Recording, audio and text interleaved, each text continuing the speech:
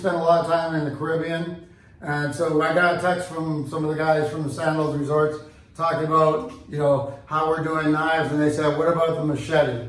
And this is a real fact. If you're going to third world countries, you go to Jamaica, you go in places, even kids are carrying around machetes, okay? This is a common tool to carry, and so this is a very scary, very dangerous tool if you don't know what you're talking about.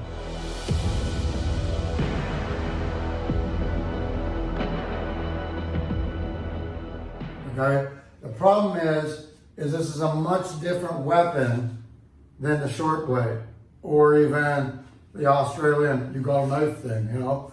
This is a real long distance. And this is typically what would be a kitchen knife size, okay? So probably one of the most common type of blades that you would get, or you get a folding knife, which is even smaller than that. And this is why we say, no matter what we're doing, attack at the hand, okay? Don't travel up thinking you have that. Okay, so I want to go through, I've been seeing, I just did a little bit of review on the internet, looking at some of the videos that are out there, and I see a lot of problems that are happening here. So, a couple of these guys are doing stuff that's really great. They're talking about what not to do. So I'll angle you a little bit so they can see. So he's coming in. What they're saying is, as this comes in, don't square off. I don't ever want to meet a blade at a T, okay? I don't want to make a blunt force at a T. It's going to go right through me, okay? This is going to shatter as well as cut, all right? So I don't want that. Even worse that people are talking about, and I don't know why guys think this is a block, this X block. It's not. It's an interception that you're rolling different directions. But as the thing travels down and you go through different black belts over in schools, it comes to this thinking they're going to block. This can go up under my chin, which would open up and cut. So if you look here and I turn this, he's coming down. If I block here, he goes up under. Look at that blade. It's cut all the undersides of my wrist. He's lifting, loading, deadly, okay? If he comes with that same thing, I go like this, he just pulls downward. Yeah, okay? Done. He can go here. If he just steps and pushes forward, that cross block, everything about that is crap, okay? So get rid of that. If you have somebody teaching that, garbage. Yeah, garbage. Okay, so the next thing that we saw was the wedge. And you see this a lot in your systems like Krav Maga. The wedge, problem with the wedge, all right, is thinking that I'm gonna go in here. And so I have like a little thing, my Brazilian brothers and all this stuff, you know, we're jiu-jitsu guys, everybody's done this, so we refer to jiu-jitsu. And what I'm saying is, if you have a demonstration with a Brazilian jiu-jitsu guy coming in, and I do this wedge, this is fine because, you know, in Brazil, where there are more soccer players. But when we're in here in the US, okay, or you're looking at a screamer guy, the first thing that a screamador does is what? Defang the weapon, okay? That means he's coming out. I start to do this, they're gonna turn that corner and cut that hand, okay? I do like that they're putting their ears inside, all right? But this type of thing is gonna go and it's gonna turn the hand. The other thing is, if you're like me, living in San Diego, or if you're living in the United States, we're not so much soccer players, okay? We're baseball players and golfers, okay? So this guy coming out here is probably quick enough to know that if I'm coming, he starts to swing and wind up, that he can cut short just like going into a bunt, okay? So I'm not saying this position of the wedge is wrong, it's just the wrong tool against the wrong weapon or the wrong tool in their hand. So if I look at somebody with a knife here and he switches this here quickly just for a blade, as he comes with a blade, this is good. My other problem with this now is that he just bear hugs, okay, switches hands and stabs the crap out of me, okay? This is another bad thing, so he comes in here. I mean, this is I just gave him underhooks. What jiu-jitsu guy doesn't want to be here? I mean, come on, you know? It's just silly. If he's gets in there, and I go here, and he adds a little bit of a spin as he's grabbing the blade. I'm off balance. I'm trying to get away. He's just bear hugging me. He's just digging at me. Okay, so to each their own. You know, there's a lot of martial arts that still have the traditional stuff to it, and we carry these things in. I like the idea of a wedge just as a panic thing, okay? But we're not talking machete, all right? So, if we're talking machete, first things first is, I'm gonna bring you out here onto the floor so that they can see. I'll try to pick up this thing. The first thing is, if somebody's coming in, I don't want to be coming in here. If you've been watching what we do, when we go, we cut with the fooks out, right? So this already, if he's coming in to wedge in on me, my cuts here are not this, okay? A real fighter or somebody that cuts stuff with things, somebody that lives in the islands that are doing coconuts or cutting through weeds and stuff like this. They don't cut like this.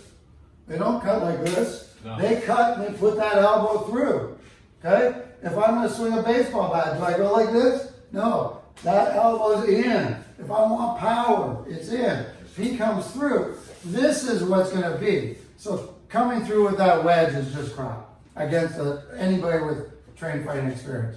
It's just basic trained fighting experience, okay?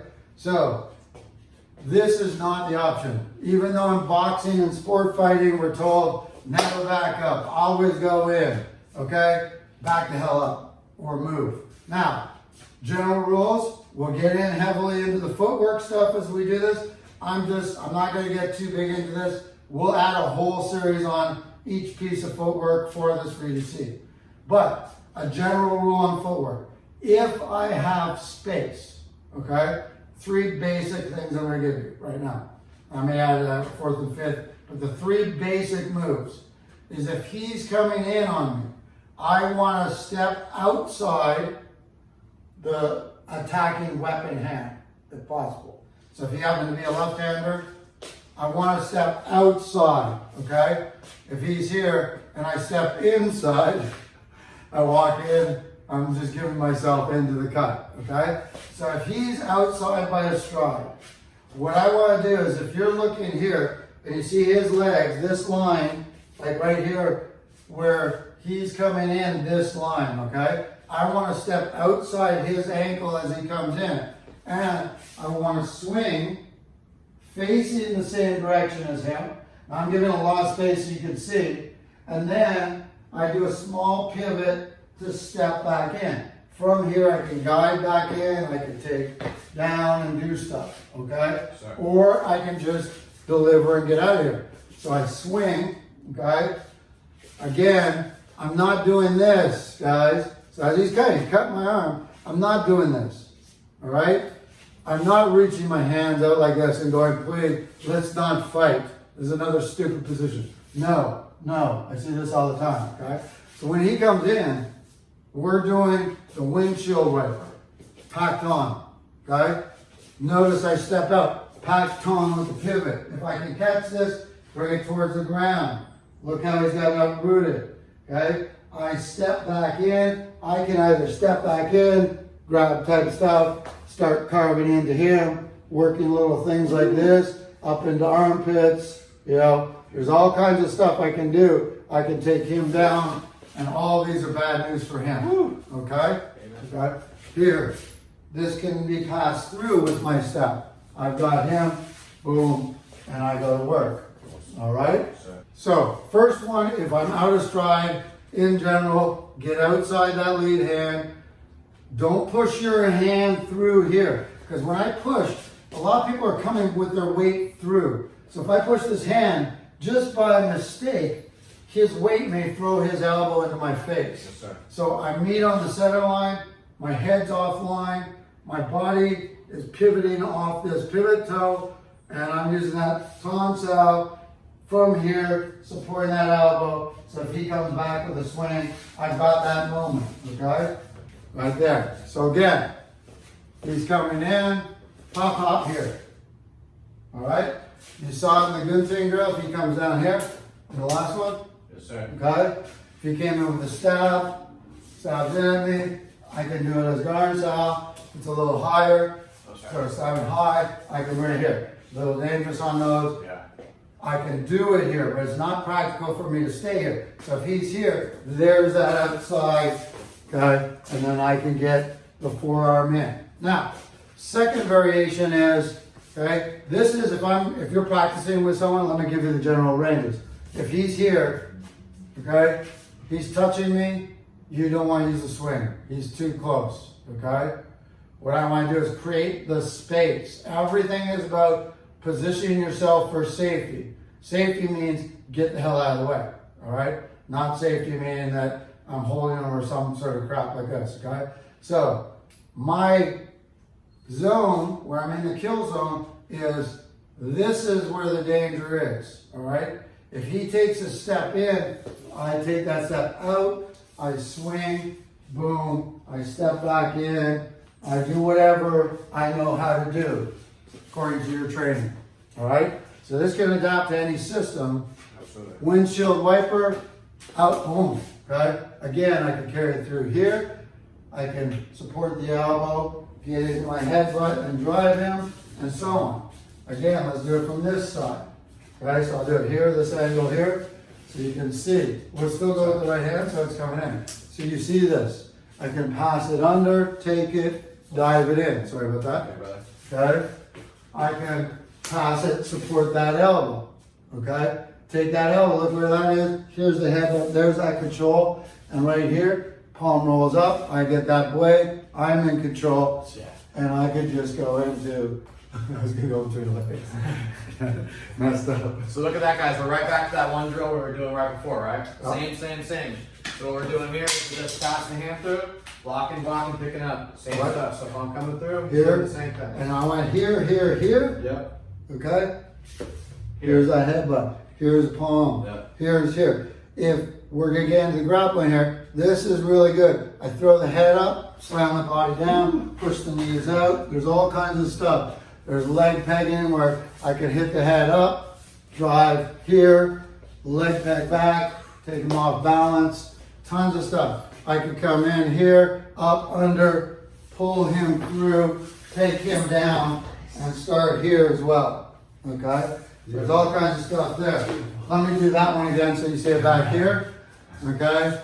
So I come here, boom, stop that elbow, went for that strike under the chin, boom, hook the back of the neck. I'm pulling him under my armpit. He comes down, we've got control. I can disarm the knife. I can drop onto the head, drop everything I need from here.